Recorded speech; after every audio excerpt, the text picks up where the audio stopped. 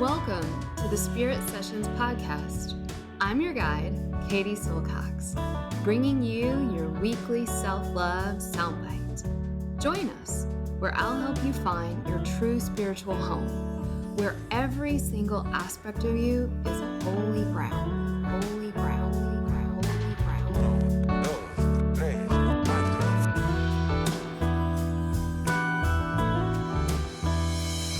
This is Spirit Session Podcast with Katie Silcox. Venga chicos, empezamos. 5, 4, 3, 2, 1, 0. All engine running.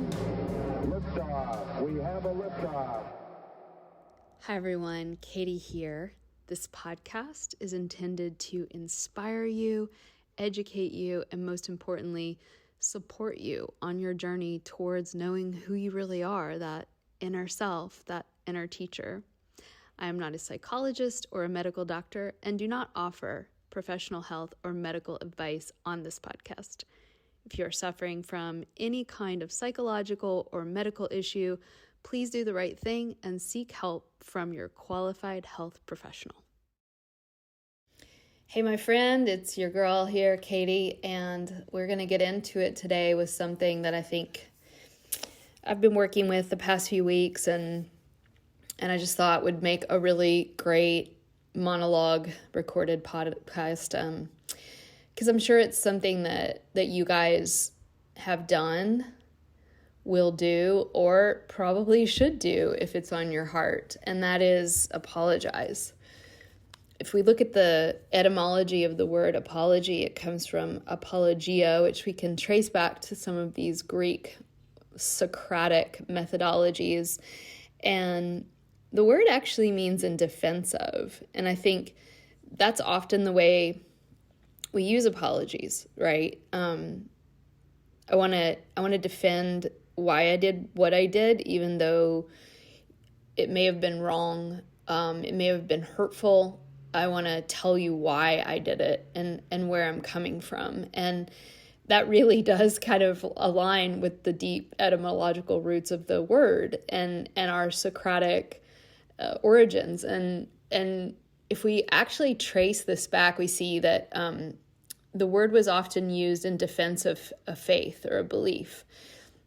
And so it's taken on a new meaning in that we now use that word to I apologized to her to mean that I said I'm sorry for doing something wrong. And so there's another word that's used often in the AA community, Alcoholics Anonymous, and that word is to make amends.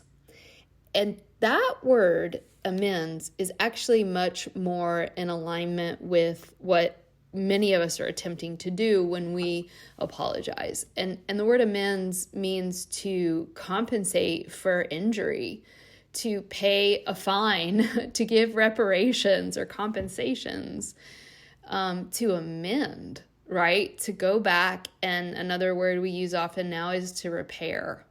And I think the word amends is really great.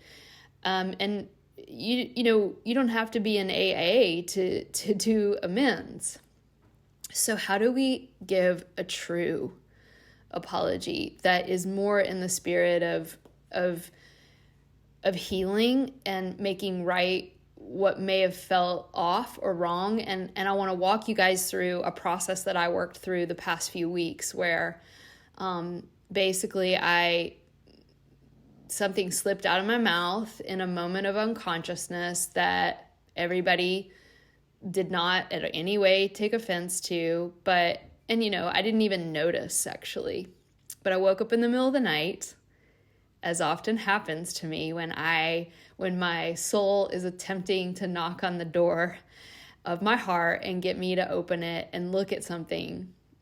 And I realized that I had said something in a moment of unconsciousness, and I wanted to make it right. And so what an amends is attempting to do, the first step is really the most subtle and the most important, and that is the sankalpa. So if you've listened to my podcast or taken Shakti school or Ayurveda school, I use that word a lot. And And it's a Sanskrit word that has everything to do with genuine, heartfelt intention. And intention really, really, really, really, I'm going to say it one more time, really matters. Intention sets the tone. Intention sends out a ripple unseen through the energy field that we can all feel. So if you're a politician getting up in front of a crowd and just saying what everyone wants to hear, that's very different than if you are speaking from the heart of a very real experience and a very real emotion and a very real intention. And we can feel it. And so the first step in making a true amends with someone is for you, me, us to pause and really get deep into the intention of where we feel that we've gone wrong and being able to see that inside of ourselves. And this step is vital because this step is really usually pretty brutal. It means seeing something about ourselves that we may not like. It means witnessing a part of ourselves that we may have been in denial of, we may have been covering up, we may have been disconnected from, a part of ourselves also known as the shadow, right? That we don't want anyone to know about, we don't even want to know about it in ourselves, right? And so this first step is really seeing truth about ourselves, and with an apology, just often it's awful. Like nobody wants to see the parts of ourselves that are goofy or, in my case, like desperately want to be cool and liked. It's not fun to see that part of ourselves that identifies as a victim. It's not fun to see the part of ourselves that is aggressive or self-interested or egotistical or manipulative or hateful. I mean, we all have these things, and trust me, I mean, it's I get it. Like, it's not fun to look at these things, but that first step is really seeing that within all of us, including you, dear beloved listener, we hold the seeds of both sainthood and murderousness, both deep love and interconnection with other people and deep egotistical self-motivation, narcissism, victimized consciousness, all of these waves, we can hold them. And one of my favorite definitions of Jungian psychology, which I think is a great definition of the self and of yoga itself, is everything belongs. And so the first step in making an amends and an apology is to get radically, brutally truthful about the seeds of the dark side that we all hold. And then working in that process, you to you. So working with the shame that can come up when we see parts of ourselves we'd rather hide.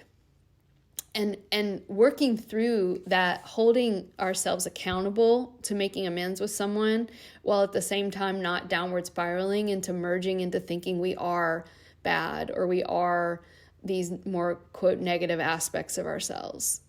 And so that's like an internal thing that we grok and we digest before we go to the person that we need to make an apology to.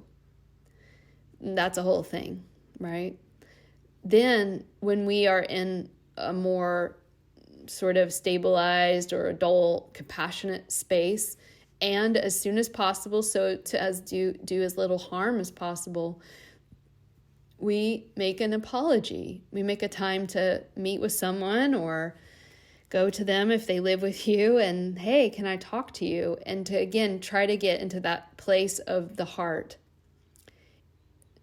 State what you did in the past really clearly. So I'll give an example. This is not my own experience, but it was something I actually saw in a really beautiful documentary. A man had cheated on his wife, and in that painful process, I learned a lot about really how we can feel really badly for what we've done and be terrible at apologizing. And so state clearly what happened. My darling, I cheated on you, right? He would have said. And in that moment, he felt so badly about what he had done. He was consumed, understandably, by guilt, by sadness, by humiliation. He was so consumed by his own sadness, guilt, and humiliation. His energy was so merged, his self-identification was so completely consumed by his own negative emotions, that what was so bizarre is that as he was apologizing, and it wasn't the first time he had told her, right? But everyone in the room became focused on him. And the wife, as I think had been their pattern, became more concerned about how he felt than how she did. And this is really important. When you are making amends, it's not about you. That's why it's important to do that work with God or your therapist or, a close friend or yourself before you apologize. This is about them. State what was done. I'm sorry you saw me in a moment of unconsciousness. I said something that was uncalled for. Or I did something that was hurtful, and that was not okay, and it was wrong, and I am genuinely sorry, and I'm sorry if I hurt you or that I hurt you. And I want you to know that it won't happen again. And I want to be here for you. And I want to know what, if anything, I need to do to heal and repair with you. In other words, guys, when we apologize, if it's a genuine amends, it's not about, and this is huge, and I really had to see this, it's not about you feeling better. It's about you genuinely caring for the well-being of that person that you might have harmed. Whoa. Let's pause. So I want you to think about the last time you apologized. And I want you to really consider, what was my motivation? Okay. And I had to sit with this all these past 2 weeks, is my motivation that I want to make sure everybody thinks I'm a great person? Is my motivation I want to look good? Is my motivation I want to make sure that I'm okay? What's my motivation? Oh my God, there's so much there. If you've been in a fight with your husband, is it because I really care about him? Or is it because I just want to keep the peace in my house? It's actually for me. And this is a deeply tantric inquiry. When you sit with the intention, if you can, and it's okay if there's lots of different intentions, right? But when you apologize to that person, if you come with a multitude of intentions, then you're coming from a place of ego and a place of manipulation. I want you to forgive me, and I want to apologize so I can feel better, so I can feel at ease, so I can let go of the guilt that's been hanging on my shoulders. And while it may be true that may be an outcome of an apology, you get to be relieved of guilt, that should not be our primary motivation. I know, it's a big ask. The more we can find the genuine truth of the well-being of another in an instance where we may have gone unconscious, where we may have gone offline from our soul, where we may have gotten away from our higher self. I'm not going to say the apology will go better, but usually it does. The more simple you can be with an apology, the better. I'm so sorry. I genuinely did something that I'm not proud of. It was coming from a place of darkness in me or unconsciousness in me. And I want to check in on you. And I want to see how you are. And I want to make sure you're okay. And I want you to know that I will do my best that it doesn't happen again. And what do I need to do, if anything, to repair? So that, there's some true concern for the other person. And this is the real deep, deep, deep amends. Now, this last piece with apology, remember we don't want to get caught in feeling bad about ourselves, but we also don't want to just spiritually bypass and think we never do anything wrong. Both of those are going to lead us to unhelpful places. We want to be as sincere as possible. If we can do it heart to heart in real time, not email or text, even better. If we can be as honest as possible, if we can be specific, that's really helpful. So let me give you an example. Sweetie, I just want to apologize to you. I've done some things in the past that hurt you, and I'm really sorry. No. Here's a better apology. Hey, sweetheart, I stole $600 from you. I pawned our television for drugs, and I let you down by, stealing the car. And I can look at that and see that I owe you $4,000, and I'm going to pay that back to you. And I am in AA now, and I'm making this up, guys. It's not a personal story, thank God. I'm in AA right now, and I'm working on my addiction, and I'm actively seeking to be a better person. Okay, so that was specific. Hey, I stole this, I pawned your TV, I did drugs, and I owe you $4,000, and I'm paying you back right now. Here's the money. Or I'm on a payment plan, $1,000 a month. That's very different than, hey, babe, did you wrong in the past, but now I'm changed. No. Be specific. Be real. Do not do this unless you really mean it and you're in the right space of the heart. Having good timing is also important if someone's available. We also may not want to make an apology if it means, if it means, like, there's some people that just may never want to see us again, or, so we also can do this on the astral plane of the heart. You can apologize to someone if they're not even in the room with you. You can do it if someone has died, right? Obviously, they may have some things they want to say back to you, and the best response is just being really super willing to hear them and validate their feelings and agree, right, with their experience, that's how they feel. The less justification, the better. And this was a tough one for me to work through, because it was like, oh, well, I want to explain to them, like, I said this because, I just really want to be liked, and I want to be cool, and like, oh, that's coming from this place in me that just is from really young. No.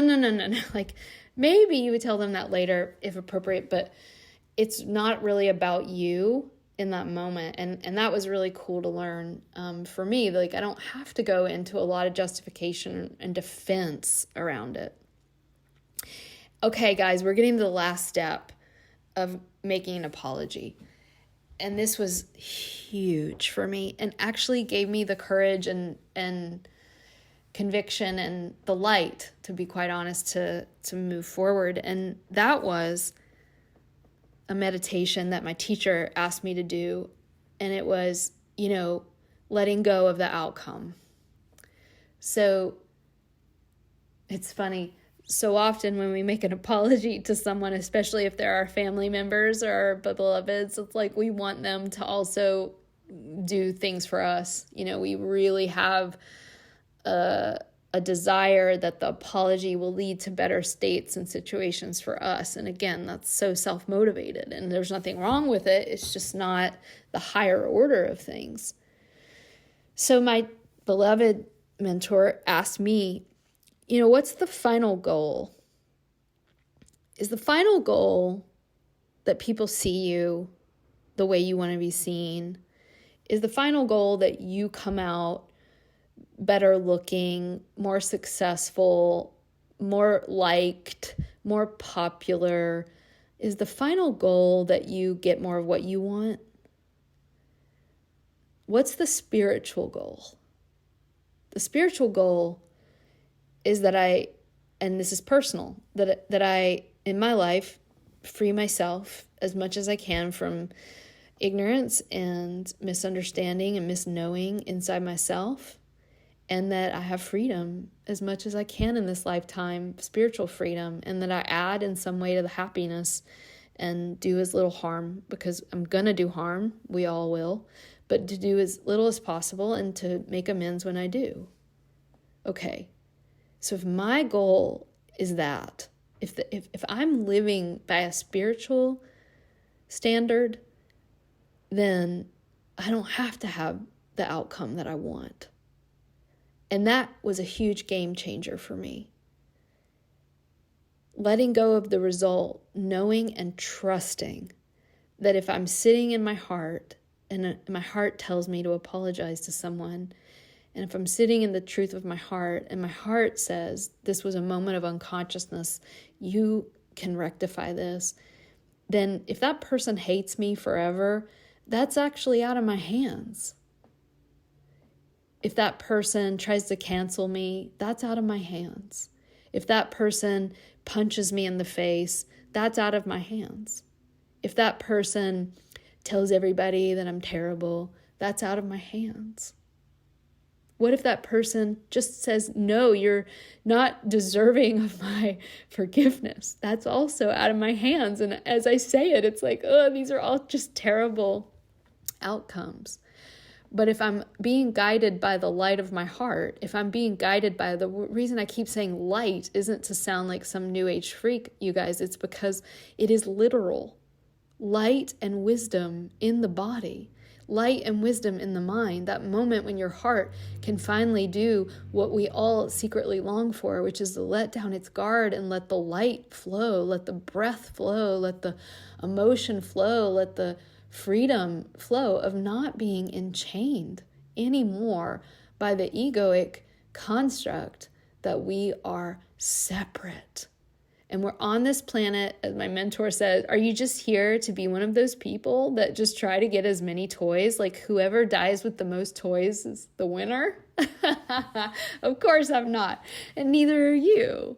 Well, okay, if that's the truth, and if you're working from a place of deep connection to your soul and to your connection to God or spirit, then whatever your soul, God, spirit tells you to do, you should follow that advice and let go of the outcomes, trusting in faith that whatever arises will be for the long term, highest and best.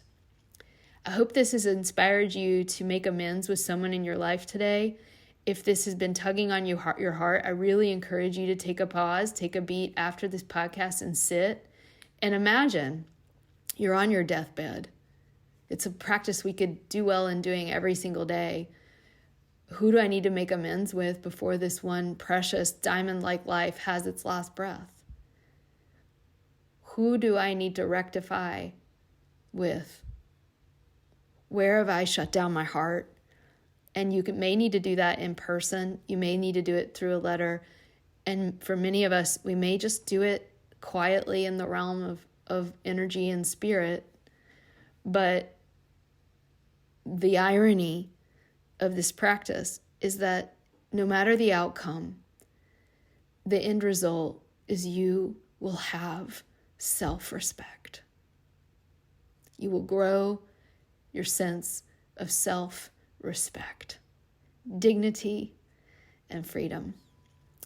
I hope you are doing great out there in podcast listener land. I'm sending you much love and hope to see you in one of our programs soon.